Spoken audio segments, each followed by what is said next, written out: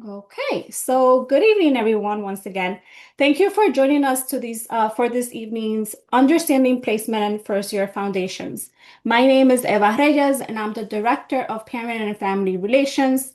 Basically, my office is your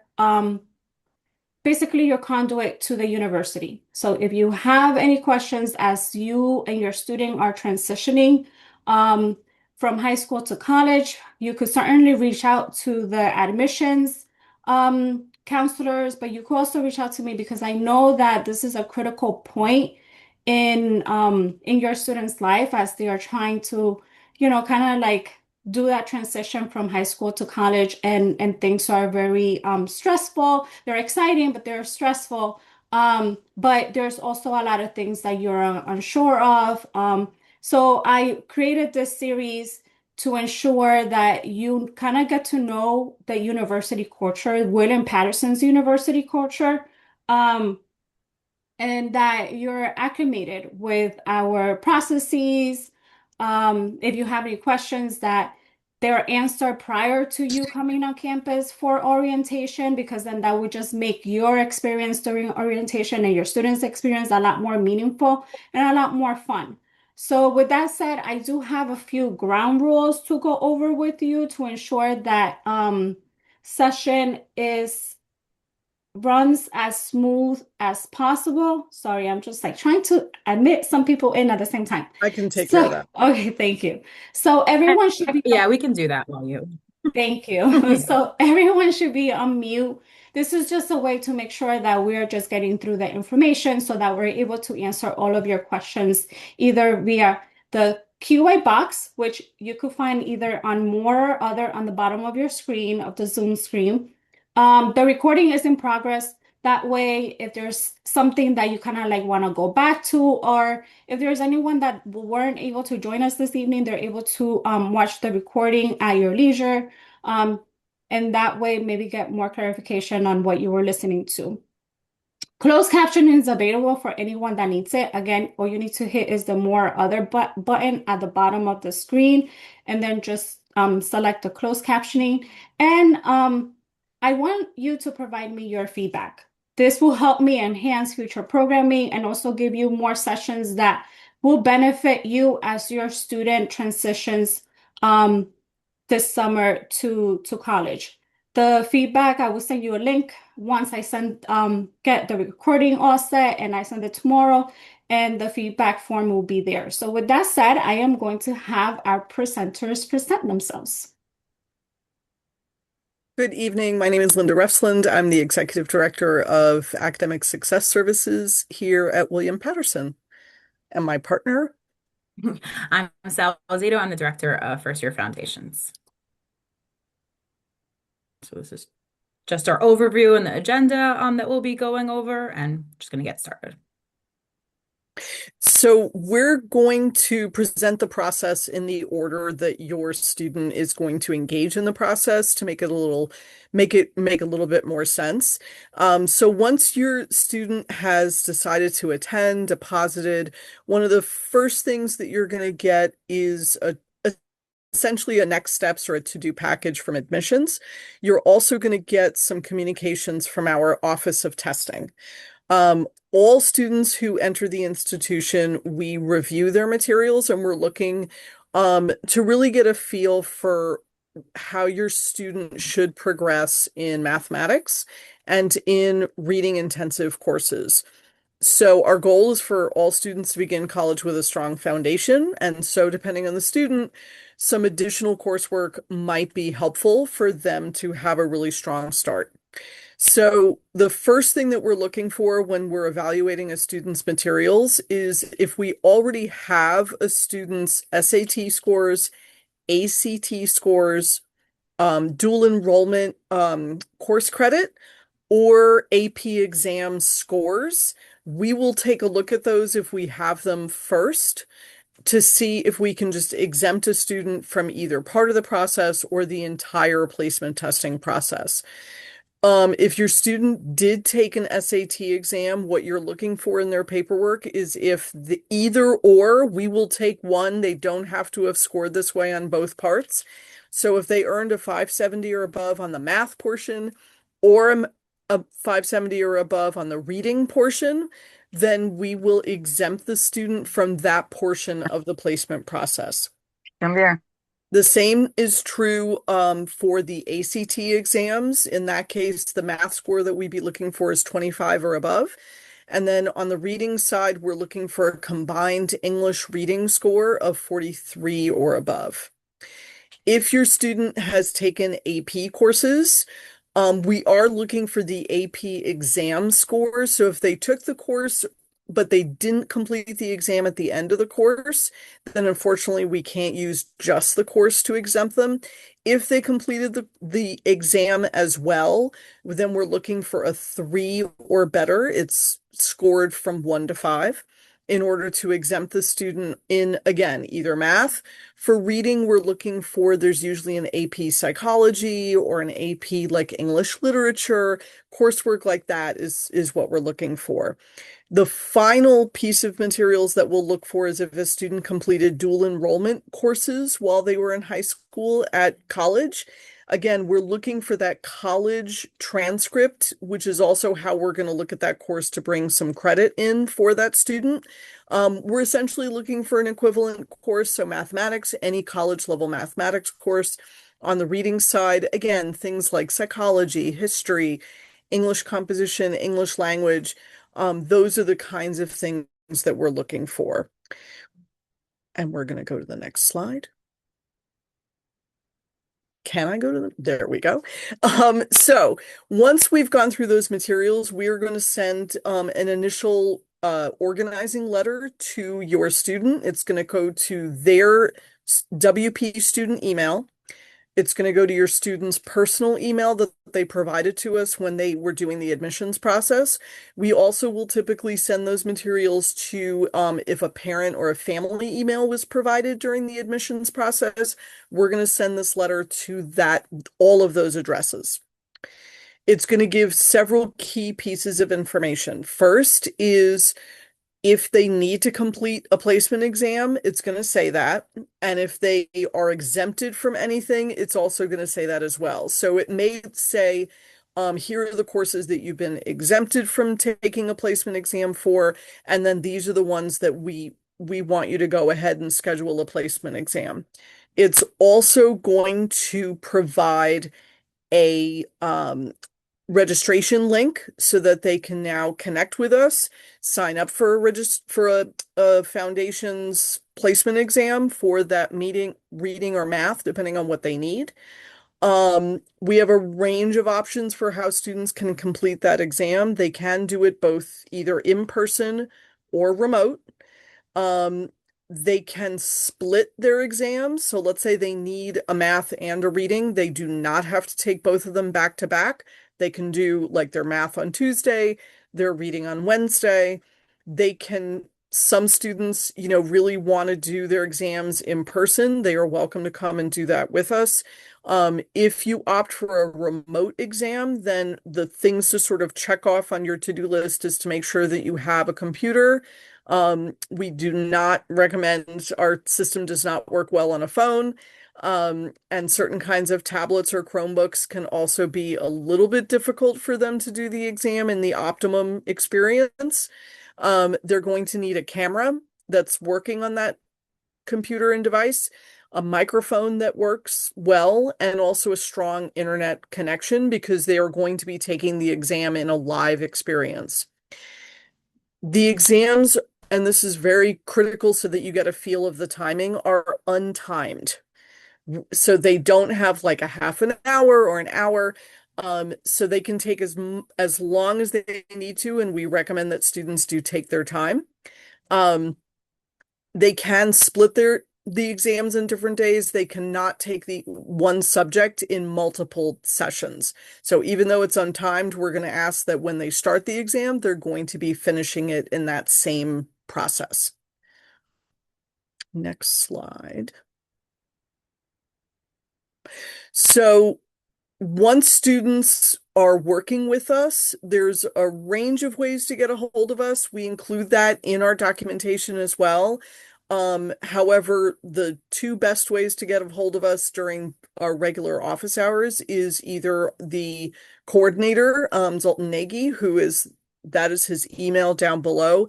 All of our emails here at WP, it's our last name and then our first initial, and sometimes there's a number. During the day, you're welcome to call, particularly if you have questions. We often recommend that if you're thinking about doing an exam in a remote setting, essentially at home, um, is you do a test run. We will send you login materials so that you can make sure that your connection is good, that everything is working. We recommend that you do that test run during regular office hours during the week so that if you run into trouble, you can just call us and then we'll guide you through the process and make sure that your technology is stable and working well. If for some reason you run into trouble and you realize that it's just too much of a fuss to do the exam, you want to do it remotely and you want to come in, you can always change that modality with us and then come on in and take the exam with us so you don't have to worry as much. Once you complete the process, we're then going to hand you over to our foundations office. Yeah. Hi, how are you? So I'm Salwa Zito. I'm the director of first year foundations. So just to piggyback off of what Linda said, so essentially once students complete that process, they do have to complete both math and reading to receive their results. So again, if they complete one and we're still waiting to complete the other subject, once they complete both pieces, then you will receive, if you placed into foundations, will receive communication from our office. And we offer math and reading over the summer. So I'll go over the summer program, but I just wanted to share the dates, and we have multiple formats. We understand our students are working, they play sports, you're going on vacation, you have outside obligations. So we have two sessions. The first one starts June 29th to July 30th, and then session two is July 6th to August 6th. We have a refresher. So the refresher is for students who were close to the cutoff score but did not meet the actual placement score. And so it's an 18-day, it works out to like almost 3 weeks. It is asynchronous. And so what that means is students are completing the assignments based on the deadlines, but on their own, they don't have a lecture that they're actually attending. And we send out starting information, we send out all the directions, and we do a lot of outreach for students so that they are connected. If they need tutoring or they need additional help, we're really hands-on with that. We also offer extended workshops for in-person and live online. Those are Monday through Thursday. They're 5-week-long programs, and they are 2 hours a day for each subject. And so those are led by our skilled instructors. Students will complete a diagnostic, and it'll create a specific study path for the student on the content areas they need to practice. And then from there, they review the material with students. We have plenty of opportunity for assessments and a practice exam, and I'll get into that a little bit more. And then we have a hybrid program. Those dates are only on Saturdays. So during the week, this is primarily for students that are working full time. They can't come in during the week or they can't attend a live online during the week. So the hybrid is asynchronous during the week. They do have due dates to meet during the week to complete their assignments. And then on Saturday, they would come in for an in-person lecture. And again, those are 2 hours. So 2 hours for reading, 2 hours for math, depending if they need both or one or the other. And then just to go over more about our program. So these courses the program is mandatory and it is free. So students, these are graduation requirements and they're prerequisites for college level classes. So again, this is free for students. We provide the materials, the software, the textbook. There are no instruction costs. And so there's no other university in New Jersey that allows this. And so we have an extensive free opportunity for students to get a head start on their college career. And again, these programs help students get ahead by using assessment and feedbacks. We help build those skills throughout the program. We strengthen study habits. We work on time management. We work on learning strategies. And we're able to complete these over the summer so that they can get started with college level coursework in the fall. Students who attend in-person programs, they get a preview of the campus, they meet fellow students, they make connections, they meet the faculty. They really do feel very comfortable on campus once they attend in person. And then we have tutoring and we have so many other supports on campus. We get them started, and I know that Ava will talk a little bit more about this, but they have orientation, they have immunizations, they have a lot of stuff to complete, and we help work through that with them. And we also provide, like I said, we provide assessments. So we provide a practice exam, we provide tutoring, and this is all available for in-person and online, so students can feel prepared and confident before getting started. And then this is our contact information. So again, I'm the director. Amanda Devon is the assistant director. We are available email, phone. We're always looking at our phones and trying to answer questions as much as possible so that we can help students feel comfortable and make sure they understand the next steps.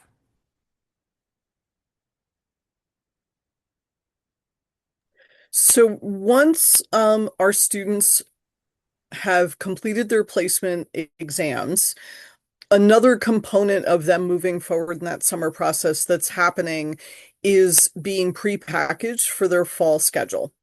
So our students typically, they're depending on when they complete their placement exams, that's kind of that first goalpost, is our registrar is going to begin working on their fall schedules once they have both that math and that reading completed. So as you're going through this process, you're going to get feedback from the Office of Testing, from my office, that our goal is for students to complete that placement process as early as possible. And part of the reason is so that we can start building that fall schedule for them. We prepackage all of our freshmen into their fall schedules for several reasons. Probably the most important is because we want to take some stress off of students and families at having to design the perfect schedule. A student's first semester and their first year schedule is based on their major. We will also look at if your student is an athlete and playing a sport, then we will work around those practices, and our athletics folks are extremely helpful with working with us around this. We're also looking at feedback that they're providing. So we do have some students who have responsibilities, and so maybe are dropping off siblings at school in the morning and they can't have an early morning class. All that information will be used by the registrar to build a schedule that does several things. It makes sure that they are connected to the proper classes for their program. It makes sure all of our freshmen are going to have a freshman seminar class built into their schedule. It's referred to as Willpower, and they're going to take Willpower 101 in the fall, and they're going to take Willpower 102 in the spring. We bundle students by their major and what we call their career community. So we've grouped majors together that tend to follow similar career pathways. So our STEM majors are together, many of our social sciences, our helping professions, allied health, things like that are grouped together. So your student is going to be paired with other students who have similar career interests, similar major interests. They're also going to be sharing courses with those students. They typically are not going to have all the same courses, but they are going to share at least 1, 2, 3 courses, depending on their program, with their fellow students who are in that Willpower class. Although we will only package a student after they've completed their placement testing, the registrar will design schedules for their students, assuming that they, even if they have a foundations placement, let's say they need to take that initial foundations math, we were going to assume that they're going to successfully complete that program in the summer. So let's say they're in a lot of our STEM majors. We'll have students begin mathematics very early in their program.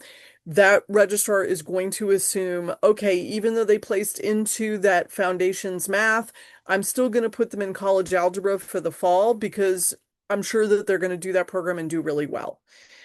So if there's any changes that need to be made to the program, we can work through that process in the summer, but we're going to get started making that positive assumption as to how they're doing. Next. One more slide. There we go. So for this component of this, the placement process and the foundations process, a few tips and takeaways. Number one is start the process early. We talk to a lot of students who get very nervous around exams. We don't want them to be nervous. We don't want them to think that this is like a make it or break it moment. We really want them to share with us. We want to know how best to make them successful. That's the reason why we want those exams to be untimed. We want them to take the exam seriously and do well, but we don't want them to be completely stressed out and nervous. The earlier they complete the placement process, the more options that are available to them in terms of summer programs, the earlier that they get their schedule package so they can kind of take a look at it and see if they do want to schedule working part-time while they're in school, they'll get a feel for what that's going to look like. There are several bridge programs that are a part of our summer experience here at WP, our TRIO program, our EOF program. Various programs are going to be looking for this information as well. So it just gives you a really nice early start in the whole process. The second big tip is connect with us. If you are unsure of any part of the process, you have a question, you're not sure what to do not hesitate to reach out. We are most able to help you by just letting us know we're not sure how to fill this out. A part of that initial registration form for the placement process, if your student has used an IEP during their high school experience, and they're concerned about accommodations and completing that process, that is integrated into the registration, and we will connect you and your student to our Accessibility Resource Center as part of that process. So feel free to ask, and we will help you the whole way. And then the last piece is please use the summer, keep your eyes peeled. First year foundations is a great way for students to get a head start on college. Like I said, our other programs, EOF, TRIO, even early summer programs in music in several areas. There's really a lot for them to be able to get an early experience on the campus. So their first day of class is not really their first day on the campus, and it helps students be a lot more comfortable. I think I'm handing it over to Eva. Yes. So then what happens next? So if you haven't already done so, the 2026-2027 FAFSA needs to be completed. By now, for those of you that has completed a FAFSA, you should have received an award package, which you should have reviewed with your student. If you don't understand what the award package, or if you still need to complete the FAFSA, you can set up an appointment with a financial aid counselor, and they'll walk you through the FAFSA application and also explain what the award package means and that how does that relate to bills once they are generated in July. The other thing is that your students should be checking their email, including their William Paterson email. And this is going to be very, very big once they become a full-blown student at the university. A lot of students don't check their emails regularly, but that's our way to communicate with students so that they know how like if there's something important. And we ask you to encourage your students to check their email constantly, even if like 2-3 times a day. Oftentimes they're going to get an email and they're going to ignore it. And then they're going to say, oh, I didn't know that I needed to do that. But they got several emails. So if you encourage them to ensure that they're checking their email, they're going to be a lot more successful. I know that there's a mixed group in tonight. So some students have taken the placement test. Some other students haven't done that yet. So we encourage you to encourage your student to go ahead and take that placement exam. If they pass or they receive high scores in the ACT or the SAT, make sure that you reach out to testing to see how that student could be waived from the placement exam. And then finally, if they did place into foundations, they have to sign up for the summer program. Some of the things that we wanted to remind you is that your student needs to submit their immunization records. It's important because there are certain vaccines that they need to have in order to be on campus, and especially if they're going to be living on campus. So ensure that, prior to the summer ending, get those things taken care of so that your student is able to submit those immunization records via the health portal on WP Connect. And last, we ask orientation RSVPs are going to open up next month, and we highly encourage all students and their families to attend orientation. There are several different sessions, so if you could go to the next slide. So these are the dates for orientation. The first date is July 16th, and this date is open to all first-year students, especially any students that are part of EOF or honors. And then we go through a series of sessions throughout the summer, with the last one, August 6th, for transfer students. I don't think none of you are transfer students, so you're welcome to attend any of the July sessions. So what's the RSVP process? Students get an invitation to orientation. So basically, if they have deposited, which all of you should have because you signed up through the for the session tonight through the portal, and most of the families are on there is because their student has deposited. But also the student needs to have taken the placement test in order to be invited to orientation. After that happens, the student could go ahead and register for any of the sessions that are shown on the screen. When students attend the sessions, they are grouped by colleges. That way they are within their cohort, they start to meet other students that have like same interests program-wise as them. And it makes it a little bit better for them to kind of like relate to others. And families are encouraged, and I love for them to attend. So we have two sessions that run congruently. There's a student session and a family session. So students, we separate families. So students go with their peer leader, they get their own experience, and then families stay with me wherever that room happens to be in the university. And we also have a series of sessions that you could attend where we talk a little bit more about different expectations and processes and policies that you need to be aware of so that you're able to best support your student and set them up for success. Orientation is a great way to, again, to meet other families, to talk to them, to see how their experience has been, make connections, because these are like your support systems that are going to help you help your student. The important part about orientation is that it kind of gets you to set expectations, right?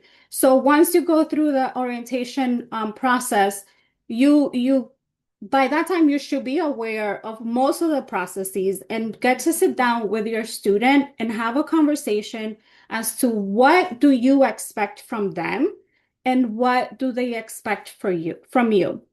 The process from high school to college is not the same, right? And while it's a very exciting time, it's very stressful, right? And your student is not the only one that is transitioning. You're transitioning as well because you have to learn how to do certain things that that you're no longer going to be able to do, but that you were able to do during high school. So kind of having like those sit down moments after orientation are very critical because it really sets your student up for success and it sets your family up for success as well, because then you're able to together say, these are the things I expect from you, and this is how we're going to work together, and then this is how we're going to ensure that you're having the best possible experience.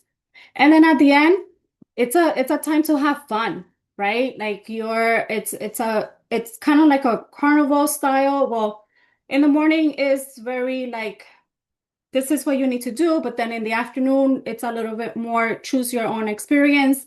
And we have a carnival. It's a great way for students to get to know other students. During orientation, that's where they get to meet potential roommates, if they don't already have one. And that's where they get to make lifelong relationships. So we hope and expect that you do join us during orientation, during any of the times. And your students are going to start to receive invitations in the next coming weeks. So again, because we know that this is an exciting but very stressful time, right? We have created this series. So if you could go to the next slide. We have created these orientation sessions so that you're able to kind of have a little bit more peace of mind when it comes to what you should be expecting as you're transitioning throughout the summer, right? So I have about 8 more sessions for you to pick and choose to attend. You don't have to attend all of them. They're all going to be recorded. And the hope is that they're between 30 to 45 minutes. So that way you get to ask any questions if there's anything that is worrying you or something that you're just not understanding. You have these sessions to be able to kind of like talk to staff, um, and really get that transitioning to be as fine-tuned as possible so that when you do come to orientation in person, um, it's the best experience that you can have. And it's more like I have a pressing question and I need this answered, as opposed to like I'm getting this information that I probably heard it a while ago. So it's a more efficient way for you to kind of like learn the college experience. And we hope that you're able to join. I am trying to get all the sessions up by the end of the week. So some sessions are already up. You could register for them through the portal. Um, and I hope that you're able to join us. So I think that's the last one. That's the last slide. Yes. And now we're going to open up the floor for your questions. I know that there were several questions that came through the Q&A and that they were answered, but I would like for our presenters, our, experts on the matter, to kind of like talk a little bit about these things so that everyone else can hear. So some of the questions had to do with the modality of the program. So I have to like kind of like sift through this. Or I don't know, Linda, you answer some of these. So I don't know if you want to summarize what the question Yeah. was and then the answer. There were several groups of questions that were very similar in nature. So one of the groups of questions was around the overlap of orientation dates with the summer program. And it's something that happens every summer. And so we just work with students that they just need to let their instructor know in the summer which orientation dates they're attending, and then we'll work with them that they attend orientation. The instructor will make a plan with them of how to make sure that they're caught up and they get everything that they need. Another group of questions was what happens worst case scenario is they do the summer program and they still are struggling or don't do well on that exit. And are they still allowed to attend in the fall? Which absolutely, once your student has been accepted, they've been accepted. Do not worry. And I'm going to leave it to Salwa to maybe talk a little bit about how we work with students in the summers so folks don't stress as Sure. much So about it. for sure. So my recommendation is, so if your student has already signed up and they signed up for what we're doing session 1, July 30th is actually a very important day because that's the day they're taking their exam. Again, we will work with students, but there are other opportunities for them to attend as a first year. So if they can try to go earlier, especially if they're already registered for session 1, that would be optimal, so that they're not conflicting with orientation on July 30th. Other than that, besides that day, the other days we would excuse them as long as they let us know that, we're attending orientation. That's not a problem. We'll excuse them for the day and they can make up anything they missed if they did miss anything. But July 30th is really the day and that stands out because that is the day they should be taking their final exam. So if your student could try to attend orientation earlier, that would be preferred. But again, we will work with them if for some reason that is the only day they could attend. And then in terms of them not passing, like I said, we have a practice exam. So that almost mimics the final exam. There's no surprises in the program. There's no like, oh, I did that. I get the final exam and I didn't work on any of this material. I never saw this before. That is not what is happening. Everything that we cover will be on the final. Like I said, we offer a practice exam, which almost mimics the final exam. We actually review the practice exam as well, so that students have an opportunity. There's tutoring options. So there's plenty of supports in place so that students can feel like they're prepared for the final exam. They're not retaking the exact placement exam that they took, right? That is done. They are completing the final exam based on the content covered in class. If for some reason they don't do well, we definitely sit down, we make a plan with them, and we have that conversation with them. But again, we have a very high success rate. So if students are committed, they are attending class, they are completing their assignments at their deadlines, and they're completing their final exam, we really work with our students so that they are successful. So I don't see that there are any more questions in the Q&A, but if anyone has a question, feel free to come off mute and put your camera on and have a conversation with us. But while we wait for that, one of the things that I kind of wanted to let you know is that, again, we understand that the whole family is going through this change, right? So we want to make sure, and now even more so with students,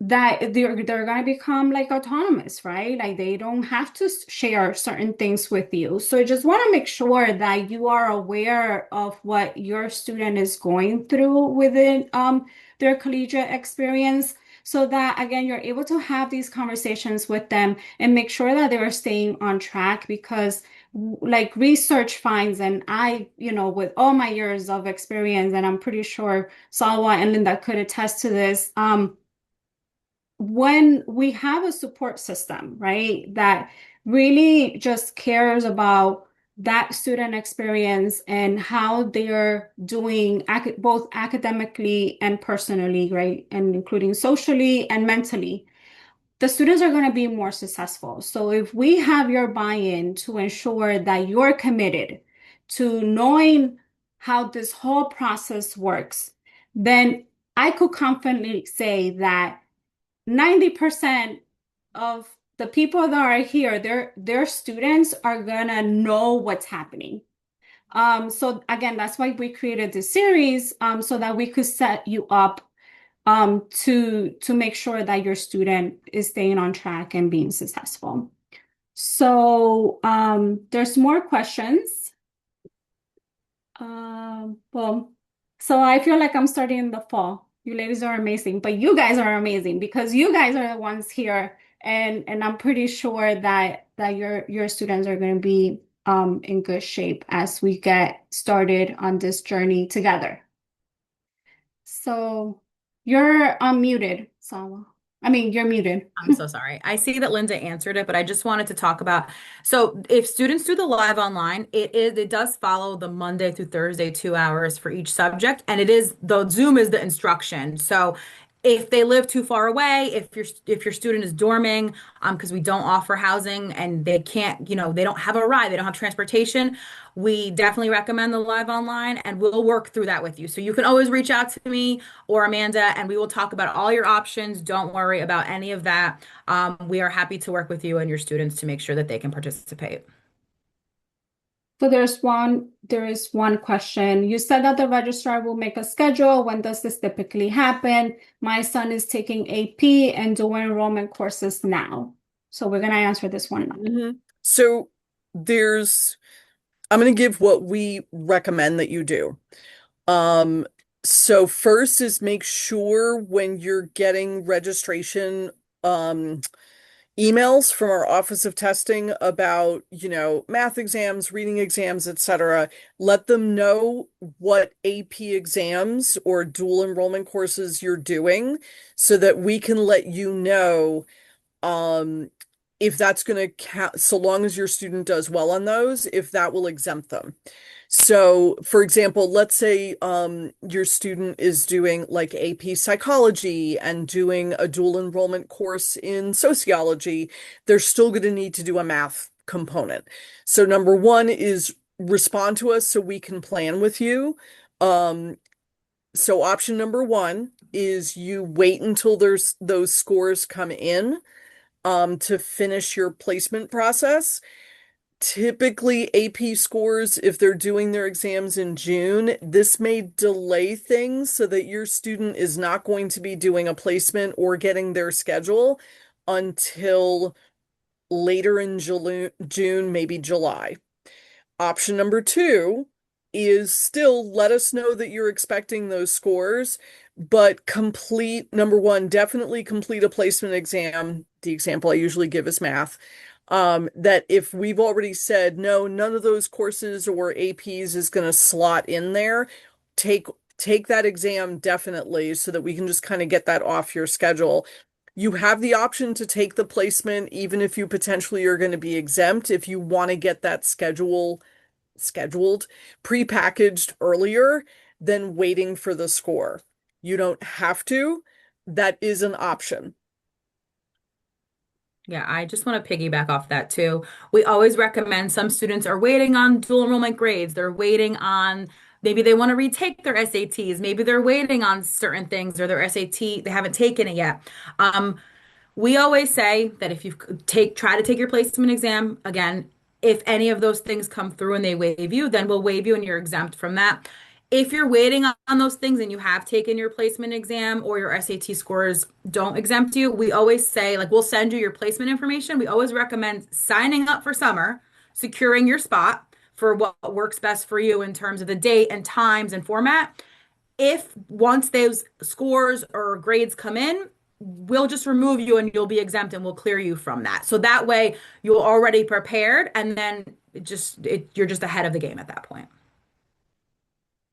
So there was a question about orientation. So the way that they get invited, like I said before, is that they have to take their placement or be exempt from the placement exam.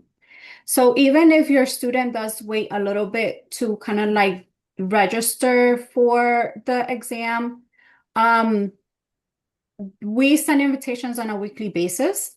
So as soon as we get that they registered for the placement, then they're gonna get the invitation for orientation. But again, that's not gonna come out until like another few weeks, like in May, to start getting us ready for orientations that start in July. So there's still a little bit time left.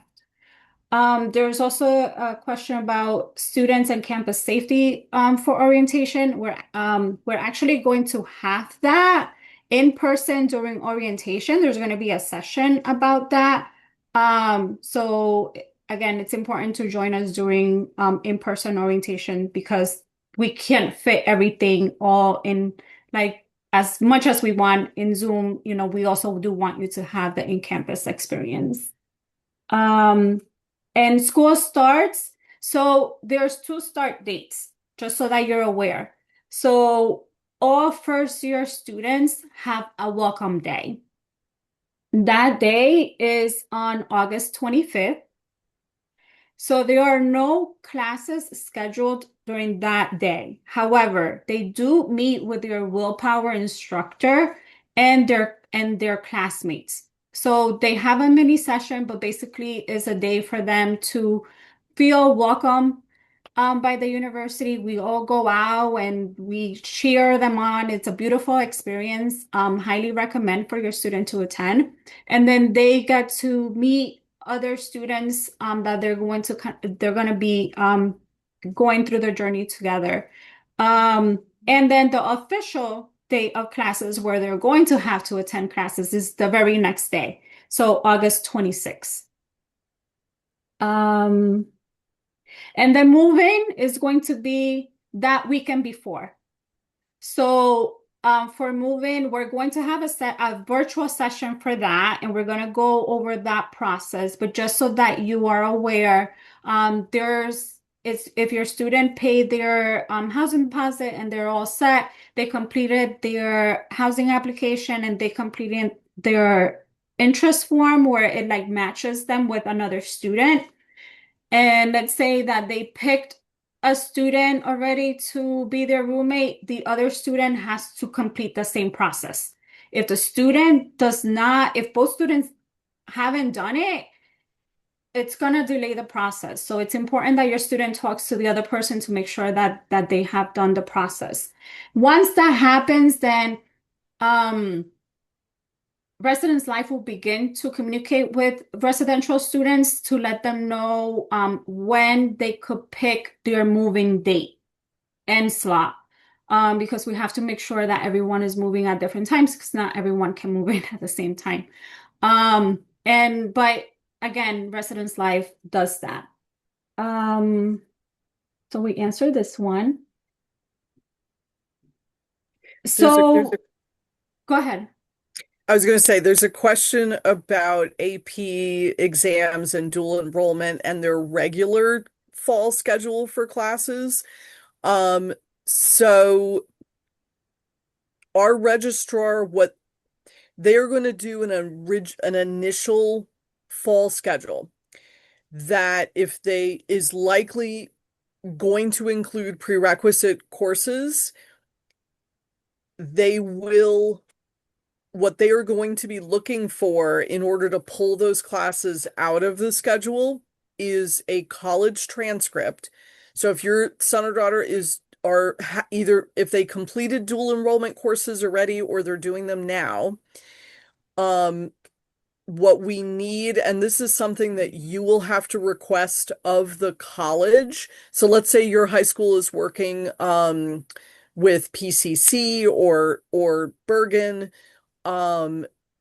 Even though they may be completing their course like at PCTI or at their high school, the college you need to get an official transcript from that college to be sent to our admissions office for us to bring those credits in. It's fine.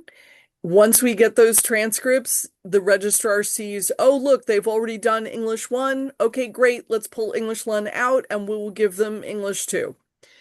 The same thing is true for those AP classes, is they may see the AP class on their high school transcript. They are only going to pull that prerequisite course out once they see the AP score has been sent. So that would be the College Board, is make sure, and I think Eva had like our code on one of the earlier slides, is make sure that those scores are being sent to us from the College Board, so that we can update that schedule. I think that answered that. And then there was a question about scheduling fall courses. Do you want to take that one and then I'll take the parking pass? Oh, perfect.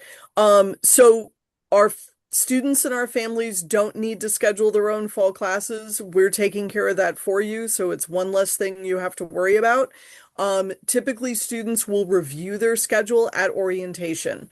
They're going to be meeting advisors at orientation, and that's one of those big pieces that they do at orientation is, what does this class mean? What does this mean?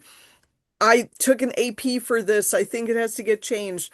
All of that stuff gets done during orientation. Our advisors also will be connecting with students and having sessions with students all summer long. So if they see a schedule and they're concerned, again, when in doubt, go to that tip. Always reach out, and somebody will be able to help you with that. So about parking. So the important thing that you should know about parking is that students don't necessarily need a pass, like a physical pass. What they do need is to register their car or cars with campus police. There's a registration form on WP Connect that they're able to go in and complete. As long as their car is registered to be on campus, campus police is going to look at their license plate, make sure that car does belong on campus, and then they won't be towed or ticketed as long as they are parked in the designated areas, in the student designated areas.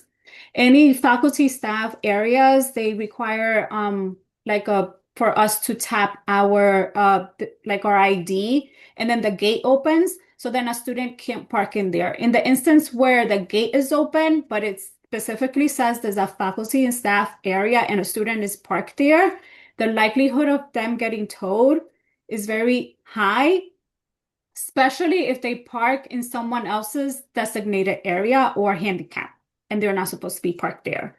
But again, they don't need a pass. They just need to register their car.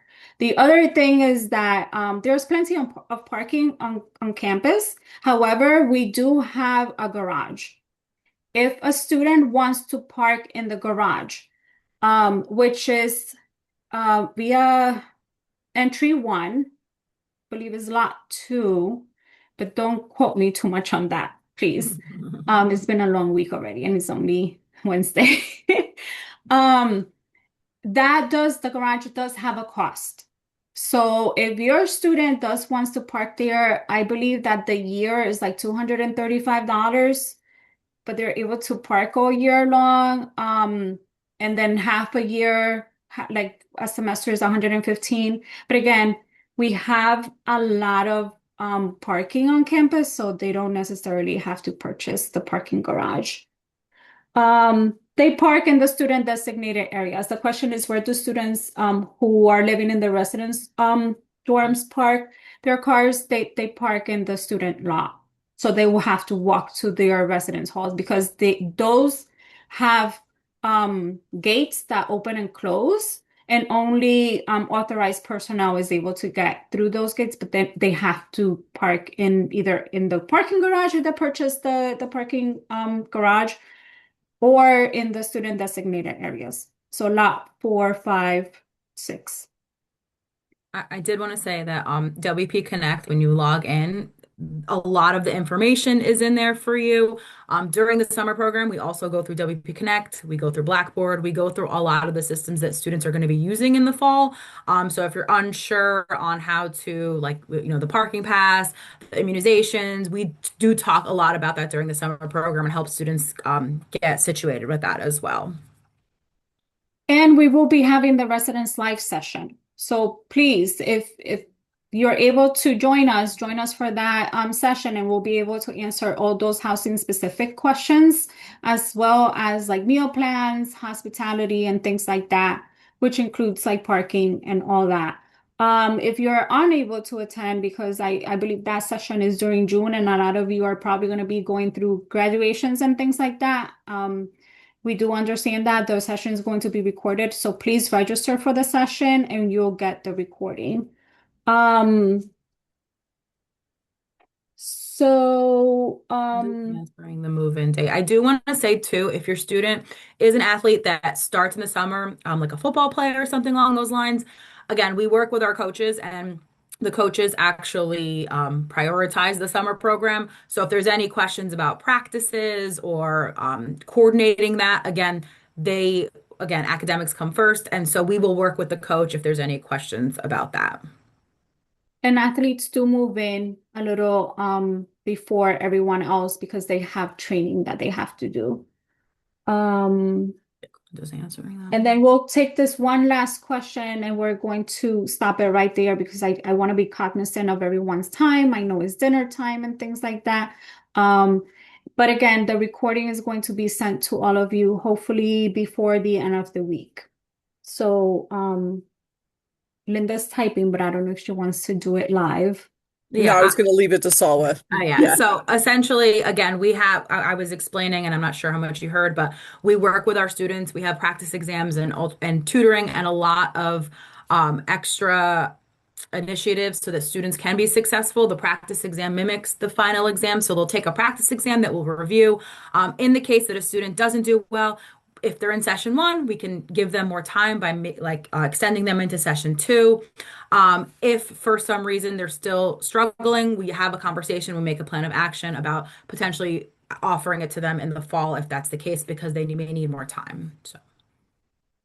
So if a student needs to take, I'll use math again as an example, in the fall, they are still taking other college courses alongside that math. So they'll have their foundations math, they'll have their willpower seminar course, they'll have their other courses as well with that freshman math. We will sometimes recommend, and it'll be part of that plan of action that they'll work on with the foundations team about taking like 4 college courses and then their math as their 5th class to make sure that they have enough time and they feel comfortable going through.